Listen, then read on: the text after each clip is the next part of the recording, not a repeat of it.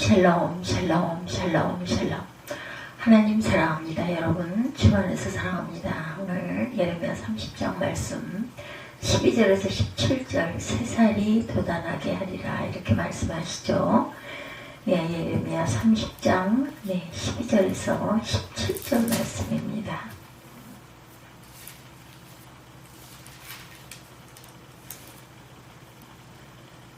여호와께서 이와 같이 말씀하시니라. 내 상처는 고칠 수 없고 내 부상은 중하도다. 내 송사를 처리할 재판관이 없고 내 상처에는 약도 없고 처방도 없도다. 너를 사랑하는 자가 다 너를 잊고 찾지 아니하니 이는 내 악행이 많고 내 죄가 많기 때문에 나는 내 원수가 당할 고난을 내가 받게 하며 잔인한 징계를 내렸도다. 너는 어찌하여 내 상처 때문에 부르짖느냐. 내 고통이 심하도다. 내 악행이 많고 내 죄가 허다함으로 내가 이 일을 너에게 행하였느니라. 그러므로 너를 먹는 모든 자는 잡아먹힐 것이며 내 모든 대적은 사로잡혀 갈 것이고 너에게서 탈취해 간 자는 탈취를 당할 것이며 너에게서 노략질한 모든 자는 노략물이 되리라. 야훼 말씀이니라. 그들이 쫓겨난 자라 하매 시온을 찾는 자가 없은즉 내가 너의 상처로부터 새 살이 돋아나게 하여 너를 고쳐주리라. 아멘. 30장 12절에서 17절까지 내용입니다. 새 살이 돋게 하고 상처를 고쳐주리라. 17절에 그렇게 말씀하시죠. 그들이 쫓겨난 자라 하매 시온을 찾는 자가 없은즉 내가 너의 상처로부터 새 살이 돋아나게 하여 너를 고쳐주리라. 몸은 너무 아픈데 병명을 알지 못해 치료 방법을 찾지 못할 때 정말 안타깝죠. 병명은 알지만 때를 놓쳐서 치료를 할 수 없음도 마음이 아픈 일입니다. 사실 치료할 수 있고 치료해서 나을 수 있는 병은 사실은 병이라고 볼 수 없다는 거죠. 단지 치료의 과정에서 잠시 고통을 참아내기만 하면 낫게 될 테니까 그나마 다행한 일이다 말할 수가 있어요. 그래서 암이 걸렸다 하면 그냥 일단은 절망하죠. 암 초기에는 요즘에 많이 고칩니다. 2기, 3기, 4기가 되어도 고쳐지는 사람들이 많이 있어요. 중요한 것은 우리의 마음 자세. 고칠 수 있다. 하나님께서 고쳐주신다. 이런 마음을 가지고 병원을 가든 의사를 만나든 약을 먹든 소망을 가지고 열심히 꿈을 품고 그러니까 우리가 열심히 치료해도 또 병을 이기는 마음으로 늘 주님께 하나님께 기도하는 저와 여러분들이 되셔야 할 줄 믿습니다. 영적으로도 마찬가지죠. 뭔가 문제가 있어서 영적으로 막혀 있으면 그 원인이 무엇인지를 깨닫고 해결 방법을 찾아서 하나하나 풀어갈 수 있으면 다행인데 자기가 영적으로 막혀 있는 줄도 모르고 인정하려고도 하지 않고 어떤 노력도 하지 않는 사람은 결국 영적인 문제를 그대로 끌어안고 살아갈 수밖에 없다. 중요한 것은 영육간의 문제를 해결하면서 사는 사람과 그대로 방치하면서 사는 사람은 그 삶의 질이 완전히 다릅니다.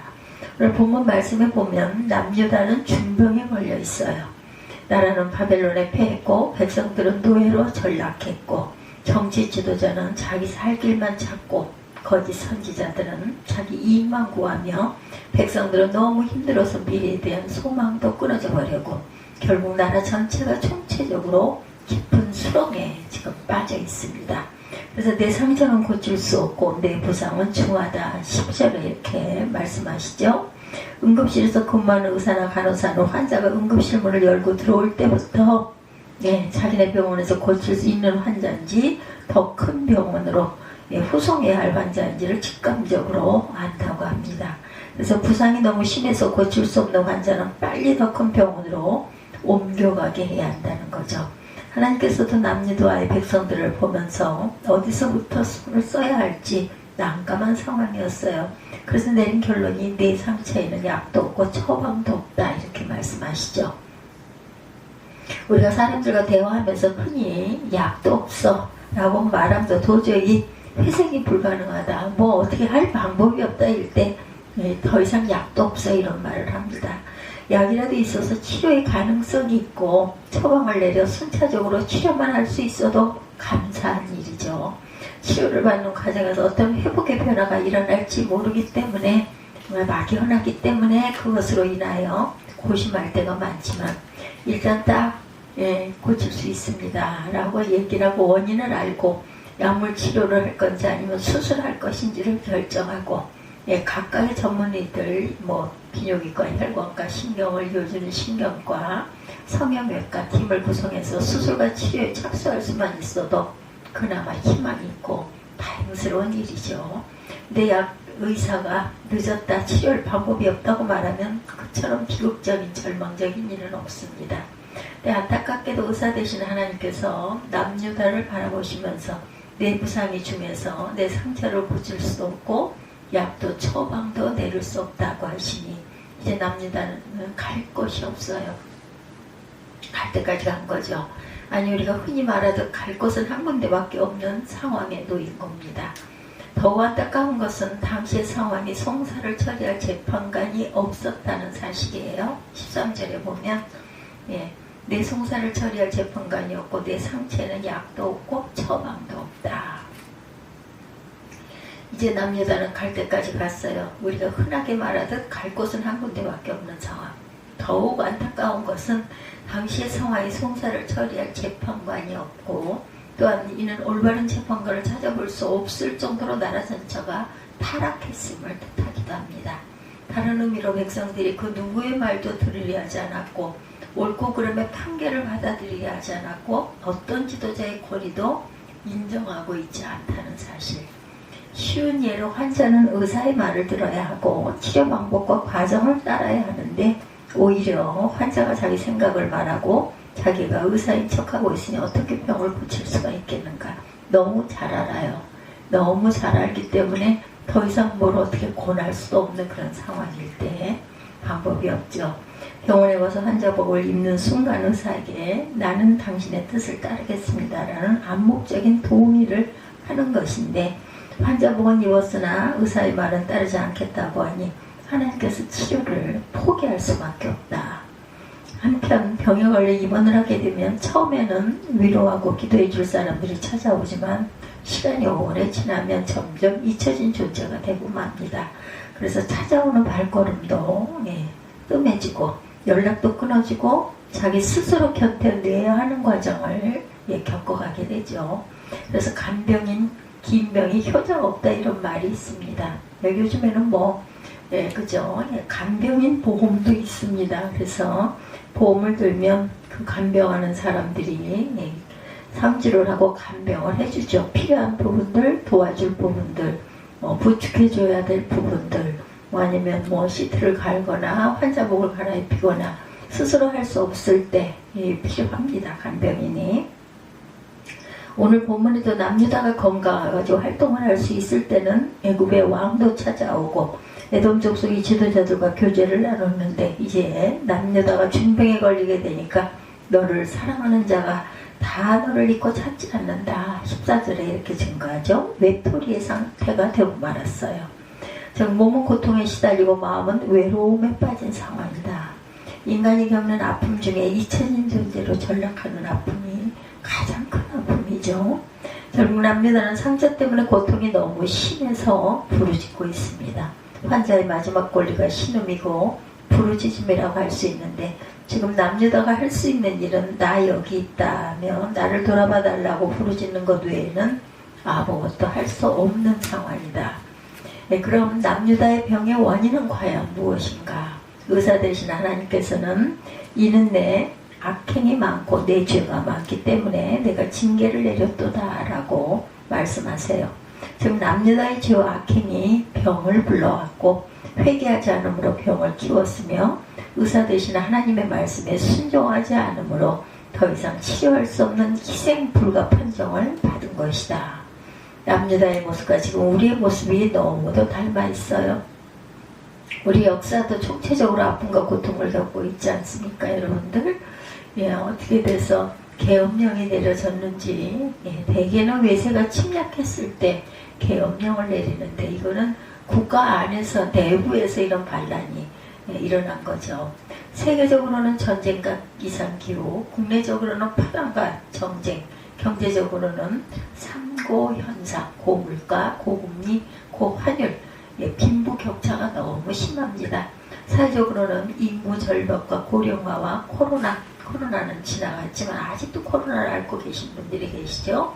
계층적으로는 세대 갈등과 교류 단절, 신앙적으로는 영적 혼돈과 인본주의로 중병을 앓고 있습니다. 나 아무리 중한 병이라도 정확한 진단과 처방이 나오면 좋겠는데 약도 없고 처방도 없어서 어떻게 해야 할지 몰라 발만 동동 구르고 있죠.